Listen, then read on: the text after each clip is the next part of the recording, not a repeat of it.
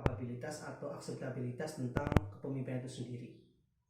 Jadi kita semua yang ikut di forum ini termasuk orang-orang yang mempunyai sifat kepemimpinan, seni kepemimpinan masing-masing. Maka dari itu konsep kepemimpinan ini perlu sahabat pahami. Kategori mana sih? Walaupun dalam konteks religius kita sampaikan bahwasanya musuh terbesar kita adalah memimpin diri kita sendiri. Yang pertama adalah konsep kepemimpinannya Maxwell tentang the five of leadership. Yang pertama adalah permission. Permissionnya adalah pertama 1P. Jadi Maxwell itu punya konsep kepemimpinan namanya 5P. P yang pertama itu adalah position. Posisi atau seseorang mendapatkan menjadi seorang pemimpin itu karena jabatannya, karena diamanai oleh seseorang pada satu kelompok, kemudian dia itu menjadi seorang pemimpin di level yang pertama, yaitu level position. Jadi ketika sahabat-sahabat hari ini mendapat amanah menjadi seorang pemimpin, itu artinya level sahabat itu level yang pertama, yaitu level position. Karena di posisi pertama sahabat secara aklamasi dipilih ataupun kesepakatan sahabat menjadi seorang pemimpin. Posisi ini adalah posisi paling lemah dalam level kepemimpinannya Maxwell. Terkadang seorang itu mendapatkan amanah menjadi seorang pemimpin terlepas dari banyak dinamika yang diperoleh dalam proses menjadi seorang pemimpin itu banyak, sehingga euforia menjadi seorang pemimpin tersebut, seorang pemimpin dari level yang pertama ini tidak terlalu memfokuskan kepada sebuah karakteristik kepemimpinan. Jadi hanya sekedar menjadi seorang pemimpin atas dasar kesepakatan orang lain dan sebagainya. Level yang kedua itu adalah level kepemimpinan yang sifatnya permission atau sukarela. Jadi ketika level pertama, ketika sahabat-sahabat menjadi amanah menjadi seorang pemimpin, katakan di Ansor ataupun di ketua kelas sekalipun, atau di UKM, di internal kampus, atau di aktivitas atau LSM manapun di kepemudaan, ketika sahabat menjadi seorang pemimpin, melangkai level pertama menjadi pemimpin di ranah position amanah, sahabat harus menaikkan ratingnya menjadi ranah promotion, yaitu sukarela. Jadi ketika sahabat menjadi seorang pemimpin, diamanai seorang pemimpin, sahabat harus bisa legowo, bisa kembali merangkul sahabat-sahabat yang lain, bisa memberikan, menunjukkan kita secara kapasitas atau kapabilitas atau akseptabilitas seorang pemimpin di level sukarela ini, di level yang kedua, level kepemimpinan permission. Kemudian yang ketiga adalah level kepemimpinan production. Jadi seseorang mengikuti kalian itu karena produksinya, tidak hanya sekedar konsep tatanan visi, misi, tapi yang ketiga adalah kalian jadi seorang pemimpin ketika sudah diamani level yang pertama permission, kemudian yang kedua permission, yang pertama position, yang kedua permission, yang ketiga itu adalah produksi. Itu artinya sahabat harus memberikan produk, harus menunjukkan sebuah hasil, menunjukkan sebuah produk dari apa yang telah sahabat pimpin. Level kepemimpinan ketiga ini lebih sering banyak dilakukan oleh pemimpinan di masa hari ini. Jadi ketika dia menjabat seorang pemimpin, kemudian naik level lagi menjadi seorang sukarela atas kepemimpinan tersebut, ikut rekonsiliasi dan sebagainya, kemudian beliau itu mampu memberikan, menunjukkan produk dari hasil kepemimpinan tersebut, entah program kerja atau perubahan-perubahan yang lain. Rata-rata level kepemimpinan kita itu mayoritas lebih di level yang ketiga. Ada dua level selanjutnya yang paling sukar dilaksanakan, sukar terjadi di level menurut Maxwell, yaitu level yang keempat itu adalah people development. Ketika kita menjadi seorang pemimpin, maka dulu ketika saya waktu sekolah, saya selalu diingatkan, guru yang baik adalah guru yang mencetak para murid-murid yang lebih baik dari gurunya, atau kualitas murid yang lebih baik daripada kualitas gurunya. Begitu juga ketika saya kolasikan di kampus. Dosen yang baik adalah dosen yang mampu melahirkan, membentuk karakter mahasiswa yang melebihi kecerdasan dosen tersebut. Itu adalah konsep kepemimpinan Maxwell tentang people development. Jadi kita menjadi seorang pemimpin harus sudah bisa menyiapkan, kemudian menyusun konsep bagaimana kalian sudah mulai memberikan posisi kepada orang lain. Itu people development. Sudah memberikan pengaruh kepada orang lain, sehingga orang lain tersebut mengikuti kita atas apa yang sudah kita berikan kepada orang lain. Itu level kepemimpinan yang nomor 4 dan sedikit bagi kita untuk bisa di level 4 itu. Kemudian level yang terakhir adalah level kepemimpinan finance atau puncaknya. Puncak kepemimpinan ini adalah puncak bagaimana seseorang itu sudah memberikan banyak pengaruh kepada orang lain, mampu memberikan dampak kepada orang lain. Pengaruhnya kepemimpinan ini adalah pengaruh kepemimpinan yang sangat sukar didapat, karena posisi kepemimpinan finance ini adalah puncaknya kepemimpinan. Terkadang kita menemui orang dengan banyak sharing dan sebagainya, seakan-akan teratasi dan sebagainya. Ini adalah level kepemimpinan menurut Maxwell. Kemudian ada tiga syarat penting yang dinisbatkan oleh Josh Terry tentang kepemimpinan. Minimal seorang pemimpin, pemuda-pemuda hari ini, khususnya mahasiswa, harus punya 3 kemampuan dasar ini. Seorang mahasiswa hari ini harus bisa memahami 3 kemampuan, 3 skill yang harus didapat selama 4 tahun nantinya kuliah. Josh Terry itu bilang ada 3 skill tentang kepemimpinan. Seorang mahasiswa, seorang pemuda harus paham konsep belajar tentang 3 kepemimpinan ini, 3 skill ini. Yang pertama adalah technical skill. Seorang pemimpin, anak-anak mahasiswa, kita semua harus belajar mempunyai kemampuan yang sangat teknis. Segala sesuatu yang sangat teknis kita harus tahu. Bahkan hal yang dikira itu hal yang sangat mudah, terkadang kita sudah sering melalaikan. Makanya konsep skill kemampuan dasar yang harus dimiliki seorang mahasiswa adalah technical skill. Kemampuan yang sangat teknis. Itu akan sahabat-sahabat dapatkan ketika mungkin di rumah atau di lingkungan di luar konteks akademik. Itu kemampuan teknik, hal-hal yang sangat teknis sekali, hal-hal yang sangat simpel dikerjakan, tapi terkadang kita menganggap itu remeh. Kemudian yang kedua adalah human relation skill, bagaimana kemampuan berkomunikasi kepada orang lain. Karena tadi sudah sampaikan, dia seorang mahasiswa, tadi apa yang disampaikan Pak Onan itu sangat lebih dari cukup ya, ketika dia punya kapasitas membaca yang bagus, kemudian dia punya kemampuan literasi menulis yang bagus, ataupun dia punya kemampuan mendengar yang bagus, kemudian nantinya menjadi seorang pembicara yang bagus. Itu sangat tepat ketika hari ini mahasiswa baru sudah memahami konteks bagaimana menjadi seorang mahasiswa yang memang kemudian memberikan pengaruh kepada orang lain. Kemudian skill yang paling susah, sebenarnya paling susah, saya kira pun juga ini paling sukar didapat oleh teman-teman mahasiswa, yaitu adalah conceptual skill, kemampuan mengkonseptualikan teks, mentekstualikan konteks. Ini adalah pusatnya skill yang harus didapatkan seorang mahasiswa. Mahasiswa bukan sia-sia ya, ketika hari suka membaca, kemampuan teks kalian dengan membaca ataupun menulis, tapi kalian tidak diseimbangkan dengan kemampuan kontekstual, itu juga sangat terbatas, sangat kurang. Idealnya seorang mahasiswa itu harus mempunyai kemampuan skill konseptual, bagaimana dia mengkontekstualikan teks, mentekstualikan konteks. Itu tidak jarang, banyak mahasiswa yang kemudian gagap melihat sebuah situasi sosial, gagap melihat situasi dirinya, karena kita tidak mampu belajar bagaimana memahami sebuah makna teks, kemudian tidak belajar bagaimana mentekstualikan konteks tersebut. Itu 3 konsep dasar kepemimpinan yang diterapkan oleh Josh Terry melihat konteks pemimpinan pemuda. Kemudian menjadi hal penting bagi teman-teman mahasiswa baru, sedikitnya ada 4 hal, mohon ini dicatat dan dipahami oleh teman-teman mahasiswa baru. Sedikitnya ada 5 bekal besar, 5 bekal yang akan sahabat-sahabat ikuti, sahabat-sahabat akan dapatkan menjadi seorang mahasiswa baru di masa yang akan datang. Ini adalah konsep bagaimana menjadi seorang pemuda yang akan disiapkan menjadi seorang pemimpin-pemimpin di masa yang akan datang. Sesuai dengan makalah Subhanul Yaum Rijalul Quwat, pemuda hari ini adalah pemimpin-pemimpin di masa yang akan datang. Pemimpin-pemimpin di masa yang akan mendatang itu harus mempunyai minimal 5 investasi di masa mudanya. 5 investasi masa muda hari ini, teman-teman mahasiswa baru, saya kira punya kesempatan emas untuk bisa menggapai 5 bekal investasi yang akan sangat diperlukan di masa yang akan mendatang. Yang pertama adalah ilmu pengetahuan. 5 konsep besar investasi seorang pemuda hari ini adalah, yang pertama adalah ilmu pengetahuan.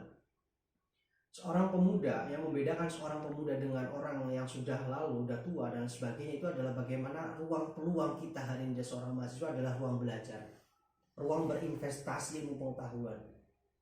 Saya kira banyak hal yang bisa sahabat-sahabat pelajari, sahabat-sahabat ketahui selama kalian nantinya di kampus. Banyak bertemu dengan banyak teman, berdiskusi, sharing, membaca, menulis, presentasi, bagaimana menyelesaikan masalah dan sebagainya. Itu adalah bekal investasi yang pertama seorang pemuda-pemuda hari ini yang akan disiapkan menjadi seorang pemimpin di masa yang akan datang, yaitu ilmu pengetahuan. Maka penting bagi teman-teman mahasiswa baru selama berkuliah banyaklah membaca, banyaklah menulis, banyaklah mendengar, kemudian belajarlah meningkatkan ruang diaspora untuk belajar berbicara dan lain sebagainya. Kemudian investasi seorang pemuda hari ini yang kedua, selain yang pertama ngomong pengetahuan, yang kedua adalah mentalitas. Tidak jarang bagi teman-teman mahasiswa selama kuliah 4 tahun mentalitasnya tidak terbentuk. Mentalitas ini adalah kunci terbesar bagi kita mempunyai ilmu pengetahuan tapi tidak punya mentalitas yang bagus. Kita punya kemampuan ilmu pengetahuan yang bagus tapi tidak punya mental untuk berani berbicara, tidak punya mental untuk berani menyampaikan mana yang salah, mana yang benar, berani melakukan sesuatu berdasarkan analisa bukan praduga dan sebagainya. Itu yang membedakan mahasiswa. Kemudian investasi yang ketiga seorang pemuda itu selain ilmu pengetahuan, kemudian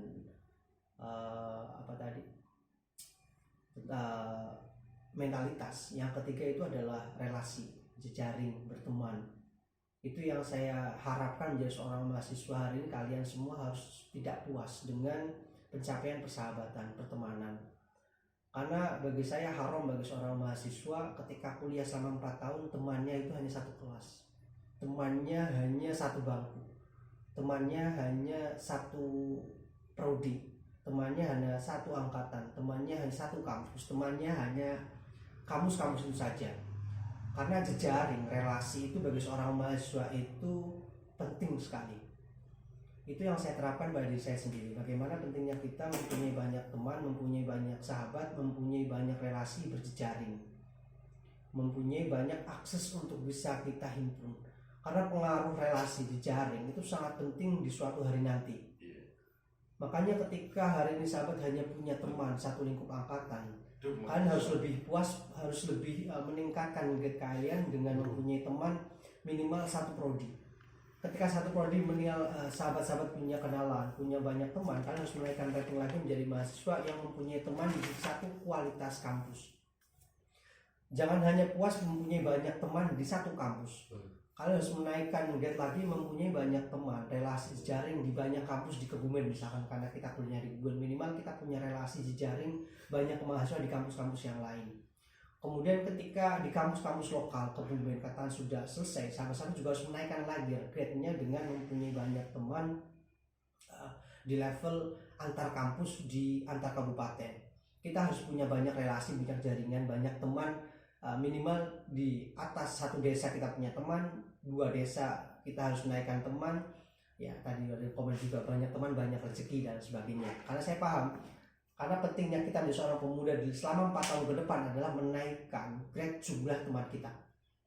Itu dulu yang saya praktekkan waktu awal saya kuliah. Saya harus punya teman minimal satu hari itu saya harus kenal satu orang baru, kenal dengan satu nama baru. Yang kemudian itu saya lakukan setiap hari sampai hari ini. Karena dengan ketidakpuasan kita punya teman sedikit, kita akan menaikkan jumlah. Ternyata banyak orang pintar, ternyata di atas kita itu masih banyak orang-orang cerdas, masih banyak ilmu pengetahuan yang kita tidak dapati dan sebagainya. Itu pentingnya menjadi seorang manusia. Makanya ketika nanti sahabat-sahabat aktif di kuliah, perbanyaklah relasi jaringan teman dan sebagainya. Ketika yang pertama ilmu pengetahuan sudah kita lakukan, sudah kita mulai lakukan, kemudian mentalitas kita mulai terbentuk, kemudian yang ketiga adalah jejaring relasi, kemudian yang keempat adalah tentang kepemimpinan tadi tersebut.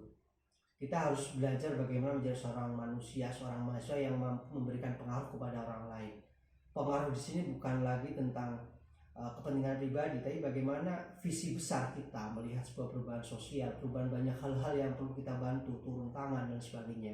Karena saya kira perbedaan besar antara mahasiswa dengan pelajar itu sangat besar. Kemudian mahasiswa dengan pemuda yang tidak kuliah itu juga sangat berbeda. Konteksnya, kemudian ruang lingkupnya itu sangat berbeda. Makanya kepemimpinan itu juga sangat penting bagi teman-teman mahasiswa baru untuk bisa meningkatkan mutu personal, hard skill ataupun soft skill memimpin kepada orang lain. Kemudian yang kelima, ilmu pengetahuan, mentalitas ataupun relasi berjejaring ataupun kepemimpinan personal itu akan sia-sia selama fondasi yang nomor 5 ini tidak dilaksanakan oleh seorang pemuda, yaitu spiritualitas. Artinya spiritualitas tadi juga disampaikan oleh Pak Ono. Karena dasar dari segala apa yang kita lakukan adalah keyakinan, spiritualitas. Maka 5 ini adalah bekal kunci penting yang harus sahabat-sahabat pahami. Dan ini ada satu konsep penting kepemimpinan menurut Stephen Hadley tentang kepemimpinan. Seorang pemuda itu harus keluar dari zona nyaman. Seorang mahasiswa itu harus nyaman dengan ketidaknyamanan. Seorang pemuda, seorang mahasiswa sekarang harus sudah mulai membiasakan kenyamanannya atas ketidaknyamanannya. Mahasiswa hari ini harus sudah berani mengidentifikasi banyak masalah, mengidentifikasi masalah-masalah baru dibanding masalah-masalah yang lama. Itu kenapa saya sampaikan, seorang pemuda ketika punya banyak masalah, dalam kata arti konotasi masalah yang positif dalam hidupnya, itu adalah manusia, pemuda, mahasiswa, pemuda yang produktif. Karena dengan banyaknya masalah tersebut, sahabat-sahabat akan mengetahui bagaimana cara mengidentifikasi masalah, sampai kemudian bagaimana solusinya dan lain sebagainya. Itu adalah konteks kepemimpinan Stephen tentang kepemimpinan pemuda. Pemuda di hari ini tidak boleh merasakan kenyamanan dia. Ketika punya banyak uang apakah sudah selesai? Saya kira tidak. Ketika punya banyak teman apakah akan puas? Saya kira tidak. Maka penting bagi teman-teman mahasiswa, kepemimpinan pemuda hari ini adalah meningkatkan mutu personal, meningkatkan kapasitas, kapabilitas, akseptabilitas seorang mahasiswa hari ini. Sehingga ketika menjadi seorang mahasiswa selama kuliah 4 tahun ke depan, kita tidak banyak kehilangan. Kemudian pertanyaan yang paling besar, bagaimana kemudian 5 kunci investasi itu bisa didapatkan di kampus, Mas? Itu kalimat yang sering disampaikan oleh teman-teman mahasiswa ataupun setiap kegiatan-kegiatan di aktivitas kegiatan-kegiatan mahasiswa yang lain. 5 hal tersebut sahabat bisa dapatkan, itu salah satunya adalah sebagian besar itu didapatkan di dunia organisasi. Maka sangat kurang menarik atau sangat kurang beruntung ketika hari ini sahabat-sahabat tidak memanfaatkan posisi kalian menjadi seorang mahasiswa tanpa ikut keterlibatannya menjadi seorang aktivis organisasi. Karena terbentuknya kepemimpinan itu adalah terbentuknya atas dasar organisatoris. Mustahil menjadi seorang pemimpin hari ini tanpa dia dibentuk karakternya di dunia organisasi. Karena organisasi adalah sekolahnya calon-calon pemimpin. Jadi mustahil bagi seorang pemimpin akan terlahir tanpa dia belajar tentang organisasi. Karena pentingnya organisasi salah satunya adalah meningkatkan kepedulian kita kepada seorang lain. Apalagi organisasi-organisasi yang non-profit, nirlaba. Contoh bagaimana adanya dari IPSU, PPNU, ada PMII, ada Ansor, ada Fakai dan sebagainya. Mereka organisasi non-profit. Bagaimana dia harus menghidupi organisasi, bagaimana dia harus berpikir, memberikan peduli, empati kepada orang lain, simpati kepada orang lain, bagaimana meningkatkan mutu kualitas organisasinya dan sebagainya. Maka ketika sahabat-sahabat hari ini peserta mahasiswa baru ingin menjadi seorang pemimpin di masa yang mendatang, mustahil akan terlahir bagi seorang pemimpin berkualitas di masa yang akan datang tanpa dia berproses di organisasi. Saya katakan organisasi apapun, organisasi kemahasiswaan, organisasi kepemudaan di desa, organisasi apapun itu, apalagi organisasi yang basicnya NU katakan, itu adalah organisasi non-profit yang kita benar-benar belajar bagaimana menjadi seorang kepemimpinan. Itu yang membedakan bagi bagi organisasi-organisasi yang lain pemuda dalam konteksnya adalah khidmat. Ketika organisasi yang non-profit itu biasanya adalah masa khidmat, khidmatkan diri seorang kepemimpinan.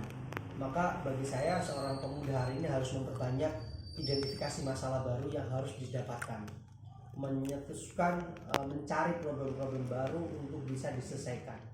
Karena masa muda yang paling masa muda yang paling tidak menarik itu adalah masa muda tanpa sebuah problem masalah. Karena ketika hari ini banyak mahasiswa, banyak pemuda punya banyak masalah, itu adalah pemuda-pemuda yang siap menjadi seorang pemimpin di masa yang akan datang.